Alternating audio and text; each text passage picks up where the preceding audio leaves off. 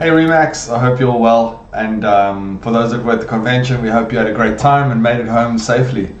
So we're sitting here in March. I'm recording this, let me look at the bottom, I'm recording this on the 7th of March. You're probably going to get this shortly, but I thought not everybody was obviously at convention. You know, we had 950 people out of the 3,000, almost 3,400 agents in our group. I mean, if you had to add all the support staff, we're probably close on 4,000 people. And I wanted to share just some elements of the talk I shared with the group that were there. So for those that were at convention, this will just be a reminder, some of it a little bit of a repeat. I'm not going to go into depth, but maybe a reminder of some of the things that were mentioned. And for those that weren't able to make it to the convention, maybe it's food for thought for how you approach your business and I guess how you build your business. And it's more actually around the mindset in order to build a great business. So the word I focused on was 4 letters, G-R-I-T, grit. And the definition of grit, really, if you look it up in Oxford English Dictionary or Wikipedia, you're going to find words like perseverance, resilience. It's that. Yeah, I don't know how to describe it. It's like that last mile when you need to finish a marathon. Not that I've ever run a marathon, but the last mile to finish a marathon, it takes that extra little bit of effort, or to finish the Pick and Pay Cycle Tour. I think it's still called the Pick and Pay Cycle Tour, which is happening this coming weekend. And by the time you see this, it would have just happened. To finish those last 5Ks, it takes a little bit of grit. And I guess that's what this talk is about. I guess similar to, what if times are tough and you don't want to make that extra call to the client, or, do the extra appointment, or you finish the sentence for whatever makes things difficult in your world. But it's the people that push through, that find it inside themselves to grind it out, are the ones that ultimately succeed, because it's that last mile that no one's willing to walk. It's that last little bit that most people are not willing to commit to. So what is grit? Grit could be defined as the sustained application of effort towards a long-term goal. So the sustained application of effort towards a long-term goal. And generally that's the biggest predictor of lifelong achievement. And when you talk about grit, we're talking about effort, really, right? And I know there's it takes skill and talent. Well, it takes talent, not necessarily skill. They're two different things. But it takes talent. Some people will say, well, that person was born with a special gift, or that person was born with that talent, whether it's playing a guitar or a certain type of sport, or maybe they have, people say the gift of the gab for real estate. And yes, some of us are born with gifts and talents in different spheres of our life, outside of the business world as well. But the thing is, it's not just talent that produces these top achievers in these different fields: sport, academic, cultural, business, real estate. It's the effort that gets put in. And that's why there's a saying that where talent counts once, effort counts twice. It's because it's talent that is gifted to you really from above, multiplied by effort, the work you're willing to put in, that produces a skill. Especially if you're starting out, you may have, like I said earlier, the gift of the gab. I can work with people. Well, okay, if you apply that effort over a period of time and you learn some elements over time by applying the effort, you build a skill. And once you build a skill and you then apply that skill with more effort, the work element of it, over a period of time you start to achieve. And that really is where this comes in. And that's why you see a lot of people that have an innate talent sometimes don't amount to anything. And I'm not going to get into that. I'm sure you've seen examples and around you in the past where someone's been, where you thought someone was going to go places and then they didn't. And I'm not saying it's in all circumstances, but in most circumstances, it's because it takes a high work ethic, it takes effort, it takes grit to grind it out. To one, learn skills, and then to take those skills, apply additional effort in the real world out there, which then lead to achievement. So in the book Grit, by Angela Duckworth, and you can go and check it out. I think it's exclusive books, and Take a Lot, and they've all got them. You can go and buy it, or otherwise I'll give you the abridged version. And I mean, this is really the abridged version if you weren't at convention. I think they've recorded it. I think you might get the full talk, I don't know, at some point in the future. But the 4 things that Angela Duckworth talks about that you need, one, that are the characteristics of grit, and that you need in order to build a strong, sustainable business and or career, are 4 elements. 1, develop a fascination for what you're doing. So develop a fascination for what you're doing. And what that means is, are you passionate about what you're doing? Like, do you love what you do? Because if you love what you do, you're going to find out more about the thing that you do. You're going to research it more. You're going to read books. You're going to put the effort in. You're going to study it. You're going to not just skim the surface of this business, career, job, whatever that you're currently hopefully trying to build and grow to provide, like, better and sustainable environment for your family. But if you really have a fascination about it, what it means is that you love what you do, and it really starts with that. And my question to you is, do you love what you do? Because if you truly do, then yes, sometimes work gets tough and work gets hard, and sometimes it is a grind, but that's the point. You build the grit through the grind because you love what you do. So it's not all the elements, but it's one of the elements that determine certainly achievement and success, again, in all spheres of your life. I might be talking from a Remax point of view here, but I'm really talking about all elements of your life in terms of where you want to where you want to achieve or grow. So 1, develop a fascination for what you're doing. If you don't love what you do, don't do it. I mean, especially real estate. So, you wake up every morning without a job, right? Every morning you got to go and hunt for food to put on the table. So if you don't love that, this becomes a really difficult industry to be in. But if you do, it can become a magical industry to be in, because you get to determine essentially your own income through what? The effort that you apply to the skills that you've learned. Okay, so that's develop a fascination for what you're doing. 2, strive to improve each day. Sounds obvious, sure, but what it means is not trying to be better than the next person. Striving to improve each day doesn't mean I'm trying to beat the person sitting to my right. I'm trying to get more listings than them and more mandates, or as a company I'm trying to outperform the next company. No, it's about looking as myself as an individual and going, well, where was I yesterday? What type of, not what, I guess what type of person, if that's what your goal is, but where did I find myself yesterday? What level of skill did I learn? Did I put in the extra effort? And today, can I do just a little more? Can I improve just a little more? Whether that's learning a new technique, whether that's making an extra phone call, whether that's setting an extra appointment, you figure that out for yourself. Whether, in a different sphere, if you want to improve your spiritual life, was I intentional about increasing my time with God? If I wanted to improve my health, did I put in an extra 5 minutes, or of the time that I spent, did I put in a little extra effort? There's that word again, in that time. All I'm trying to do is incrementally be a little bit better, more efficient, more effective than I was yesterday. And the key is than I was yesterday.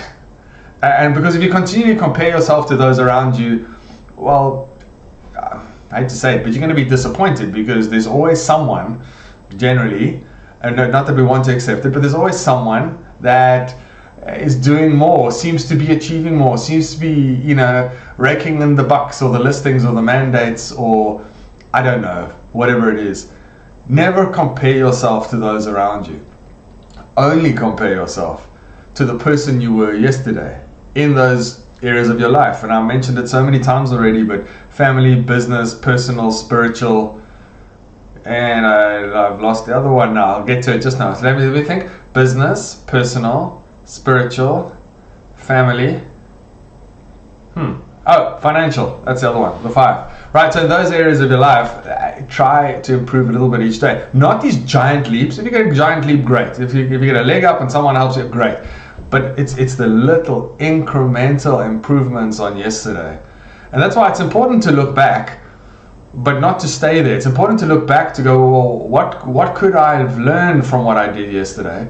Or what did I do yesterday, and how can I improve a little bit on that? When I say yesterday, you know what I mean. Yesterday, the day before, the week before, the month before. How can I improve on that? But strive to improve each day. And what you'll find is you apply that logic of a 1% difference, a 0.5% difference increase on what you did yesterday. Well, in a year, you do the maths. Even if you did maths lit like me, you figure that out. You'll be a different person by the time you get to the end of the year. So that's 2, strive to improve each day. 3, remind yourself of the greater purpose. Now, I told everybody at the convention if I had to rewrite it, and now I had an opportunity and I haven't rewritten it.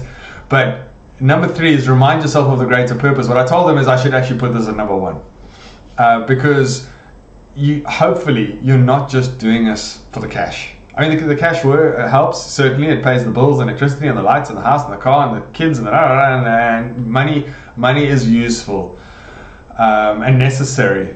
But I certainly hope that you are doing this for a greater purpose. And generally that comes down to some sort of emotive thing, like, if it is sending your kids to a better school, or paying off your debt, or putting away a nest egg, and all of you are different, so you can probably finish that sentence differently. But really there needs to be a greater purpose. And at a conference I spoke about in our world, myself and Vicky, and for me there's 3 elements of my life that fill this sort of area of purpose, and that's first my faith in God, and then family, and then Remax. And what I said is, don't tell Dave Lineker, because I don't know if he'll like my order, but it has to be for me in that order, right? It's first God and my faith, and then my family, and then Remax. And I think my family sees that the same way. And I guess just like you, yes, let's start at the back end. Let's start with the Remax. I love what I do because, and I really do love what I do because I go to work every day to see how we can impact people's lives. Now that might sound fluffy and surreal, but really, I don't go for the money. The money is a nice result, and yes, it allows me to buy shirts and nice things, sure. But that's not the reason I do it. The reason I do it is because I love to see people go from a place to another place. I like to see agents that enter our Remax organization somewhere and end up somewhere else. And generally that's in a better space, providing a better life then for their family, their kids, their parents, their whomever around them. That's what gets me excited and gets me up, and seeing other people fulfill their, as we call it in our mission or vision or why statement, fulfilling their hopes, dreams and desires. And that's what excites me. That's the greater purpose. Yes, the money's great, but I don't do it. I personally don't do it just for the money, and I hope you don't either. So you need to determine for you, what is your greater purpose? So if I do that, and the result is there's commissions and money, etc., well, then I can provide a better life for Vicky and Matthew and Amy, right? And like I said in the talk in Sun City, I would sail the boat. If you don't know what I'm talking about, you'd have to see the analogy that I spoke on. But I would sail the boat to the ends of the earth to see them succeed, to protect them, to keep them safe. And I'm sure you would as well, whether your immediate family, spouse, friends, hopefully that's the way that you think, as well as look after yourself. But the whole point of this greater purpose is it's not about self, it's about something more. And in so doing, if we can make some money along the way, if I can impact my family, we hope that there's also money on the table to be able to serve the greater purpose. And that's how I'm talking now about my faith. But that's a different talk. I'm not going to get too deeply into it. You can tell I'm passionate about this because I've spent more time on point 3 than I have on point 1 and 2 together. But point 3 is, do you have a greater purpose in getting into this whole, certainly real estate thing, or whichever thing it is you're trying to succeed in or achieve in those 5 areas of your life. And then the last one is adopt a growth mindset. So So adopt a growth mindset. If you're green, you're growing, and if you're ripe, you rot. Our ex-president Vinnie Tracy used to say that.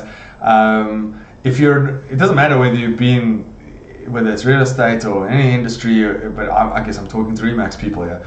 If you've been in real estate for 1 year or you've been in there for 20 years, if you shut off and you are not willing to learn, well, you're going to start lagging behind. And that's if you're ripe, you're right. If you think that you know everything, well, you're going to lag behind. And the same guy, Vinnie Tracy, I told the story about him doing a training session and an agent walking past, and he said, "Oh, are you coming to the training session?" And the agent said to him, "Oh, no, I'm not going to come to that. I've been in the industry for 20 years, so there's not much I can learn from that." And he didn't say anything to the agent at the time, but he retold that story, and he said it's quite sad because the agent walked away and he thought to himself, well, there goes someone not with 20 years experience, but someone with 1 year's experience repeated 20 times. And it was quite profound because it's that type of mindset that, I can't learn anymore. Well, you're absolutely right, you probably can't. And if you start shutting your mind off to learning new little things, and people always talk about tech, it doesn't have to be tech. Tech nowadays is like the catchphrase, right? AI catchphrase. I'm not talking about that. It's any little technique, any little thing that you can learn about your industry, about your career, about your job. Again, remember the other 4 circles: business, financial, personal, anything you can learn in those spheres. If you have that growth mindset, you find that you start working towards this bigger picture goal or objective that you're trying to set for yourself. And that's essentially how you build grit. It's those 4 elements. So just a quick wrap up. What are they? Develop a fascination for what you're doing. So the passion. Do you love what you do? 2, strive to improve each day, incrementally, little bits. And I should have mentioned earlier, there's 2 things. It's strive to improve each day. Every day is the other key word. You improving yourself each day, not comparing. 3, remind yourself of a greater purpose. I think I've belabored that point, so I'm going to leave that there. And the last one is adopt a growth mindset. And you marry those together, and you do that over a consistent period of time, because that's how you build, a great career, a great business, a great brand. You do that over a period of time. What comes out at the end is someone that looks back at achievements, and looks back at success, and looks back at a life well lived, and looks back at a scenario where they've uplifted their own life and of those around them. And I guess that whole 4 points then wrapped up talks into really what Remax essentially is about. And that is, I always talk about our Remax why, and that's to help people achieve their hopes, dreams, and desires, because when they win, we win. That's what Remax is about, and I'm encouraged to see where this brand is going to go. And when I say that, what I mean by that is where the people in this brand are going to go, because essentially, the more people that we can impact, whether directly or through broker owners, and when I say we impact, I mean provide the opportunities for them to impact their own lives. The more people we can impact along the way, the stronger this Remax brand becomes. And the stronger this Remax brand becomes, the slightly easier it is for each individual in the brand to again uplift themselves and uplift their environment. So that's all I have to share with you today. The keyword is grit. Hope you have a great afternoon, day, morning, night. I don't know when you're watching this, and rest of your month. And I look forward to seeing you soon, hopefully. Cheers, guys. Bye.